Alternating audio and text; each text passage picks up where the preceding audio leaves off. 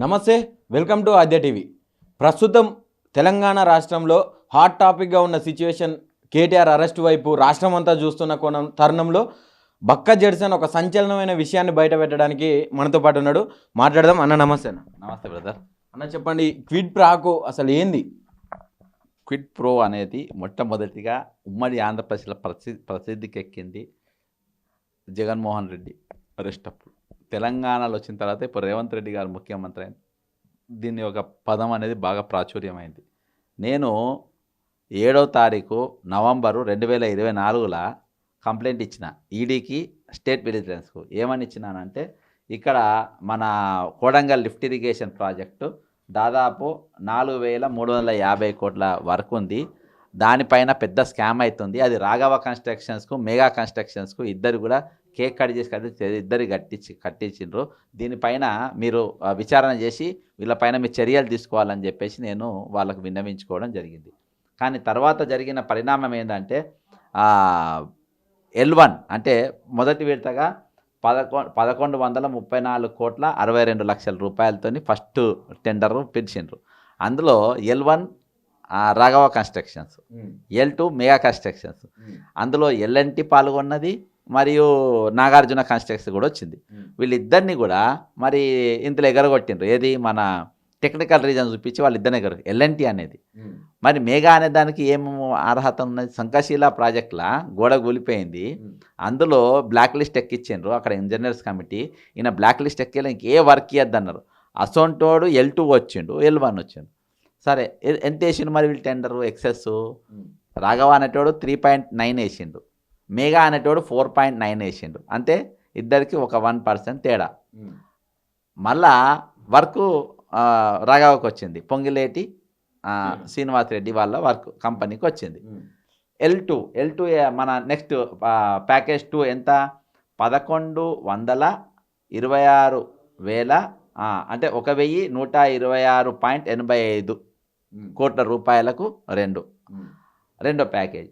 ఈ రెండో ప్యాకేజ్లా మళ్ళా L1 మెగా ఎంత వేసిండ్రు వాళ్ళు? Same 3.9, L2 4.9. అంటే నీకు మ్యాక్స్ ఫిక్సింగ్ కనబడతలేదా? మరి ఈ చిట్టి రాసిచ్చిన నకలు రాసిచ్చినోడు ఎవడానంటే తెలంగాణ ముఖ్యమంత్రి. ఎట్లా అనుకోవచ్చానా తెలంగాణ ముఖ్యమంత్రి ఇది చేసిన? అవునబ్బా, కోడంగల్ వీళ్ళకి ఎట్లా ఇస్తారు? ఎందుకు ఇచ్చిండ్రో కూడా చెప్తా. మరి మెగాకి ఎందుకు ఇచ్చిండ్రు? మెగా అనేటోడు ఈరోజు ఎలక్ట్రాల్ బాండ్స్లా 158 కోట్ల రూపాయలు కాంగ్రెస్ పార్టీకి ఇచ్చిండ్రు. ఇగో president all India Congress committee, ఇగో 158 కోట్ల రూపాయల ఫిగర్ ఇక్కడ ఉన్నది. వాళ్ళ ఏ కంపెనీకి వెళ్ళి ఎంతెంత ఇచ్చిండ్రు అనేది బాజాప్తా ఉన్నది. దీనికోసం అది క్విడ్ ప్రో అంటే ఇది. క్విడ్ ప్రో అంటే ఏంటి అంటే, క్విడ్ ప్రో అంటే ఇది అర్థమైందా? క్విడ్ ప్రో ఇచ్చిండ్రు, అర్థమైందా? మరి పొంగిలేటి శ్రీనివాసరెడ్డికి ఎందుకు ఇచ్చిండ్రు? ఎలక్షన్స్లలో ఆయన ఖర్చు పెట్టిండ్రు కాబట్టి తెలంగాణను దోచుకోనికి ఆయనకు లైసెన్స్ ఇచ్చిండ్రు.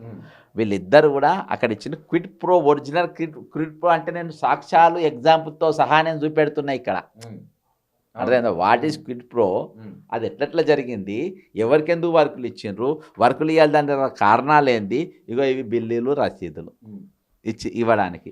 కాబట్టి ఈరోజు ఎవరిని అరెస్ట్ చేయాలి, ఎవరిని జైలుకు పంపాలి? ప్రకారం అయితే రేవంత్ రెడ్డిని జైలుకు పంపాలి. అంతే మరి, అంతే. ఇప్పుడు వాళ్ళు చేసిండ్రు, వాళ్ళు వర్కులు చేసిండ్రు, వాళ్ళు దొరికిపోయిన వాళ్ళు, వాళ్ళపైన యాక్షన్ తీసుకునే పరిస్థితి ఖచ్చితంగా వీళ్ళపైనే ఉన్నది. కాబట్టి ఈరోజు వీళ్ళు తప్పించుకునే అవకాశం లేదు. వీళ్ళు దొరికిపోయినారు, వీళ్ళ చర్యలు తీసుకోవాలని చెప్పేసి నేను డిమాండ్ చేస్తున్నాను. అయితే ఒక పక్క 55 కోట్ల కుంభకోణం చేసిండు, ఇది పెద్ద స్కామ్ అని చెప్పి కేటీఆర్ ఎంట పడుతుండు కదా రేవంత్ రెడ్డి. ఈ తరుణంలో ఇప్పుడు మీరు ఒక సంచలనంగా సృష్టించారు, రేవంత్ రెడ్డిని అరెస్ట్ చేయాలని చెప్పి. ఇది భారీ స్కామ్. ఇది ఆ 55 కోట్లతో పోలిస్తే ఇది ఇంకా చాలా పెద్దది. మరి ఎట్లాంటి చర్యలు తీసుకోబోతున్నారు ముందు? దీనికంటే పెద్దది మెగా కృష్ణారెడ్డిది ఉంది కదా. ఆయన మెగా కృష్ణారెడ్డి ఆయన కాళేశ్వరం పెద్ద స్కామ్ చేసిందని చెప్పింది కదా. అదే ఏసీబీ విజిలెన్స్కి ఆయన పైన మీరు యాక్షన్ తీసుకోండి. ఆయన మీద ఎందుకు చర్యలు తీసుకోరు మీరు? ఆయన మీద ఆ కేసు బంద్ చేసిండ్రు. ఆయన తీసుకొచ్చుకొని మనం నువ్వెట్లా తెచ్చుకున్నావు? ఈరోజు మెట్రో కట్టినోడు పనికిరాడంట.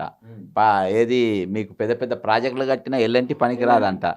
ఈరోజు ఎక్కడనో ఏది బ్లాక్ లిస్ట్లో ఉన్న కంపెనీని తీసుకొచ్చి నువ్వు 1000 కోట్ల వరకు మీరు ఏ విధంగా ఇస్తారు? ఎట్లా మధ్యలో కోసినట్టు ఇస్తారు? కాబట్టి నేను ఖచ్చితంగా ఈ సాక్ష్యాలు నా దగ్గర మొత్తం ఉన్నాయి. ఇవన్నీ తీసుకుపోతా, నేను హైకోర్టులో వేస్తా, సుప్రీంకోర్టులో వేస్తా. ఆల్రెడీ ఈడీకి ఇచ్చిన, విజిలెన్స్లు ఇచ్చిన. వాళ్ళు ఇవాళ దాకా ఏం చర్యలు తీసుకుంటారో నాకు తెలియదు. కానీ ఖచ్చితంగా నేను రేపటి దినాన దీన్ని సుప్రీంకోర్టుని ఆశ్రయిస్తా, సుమోటో కింద కేసు తీసుకోవాలని మళ్ళీ డిమాండ్ చేస్తాను. థ్యాంక్ యూ అన్న. Thank you.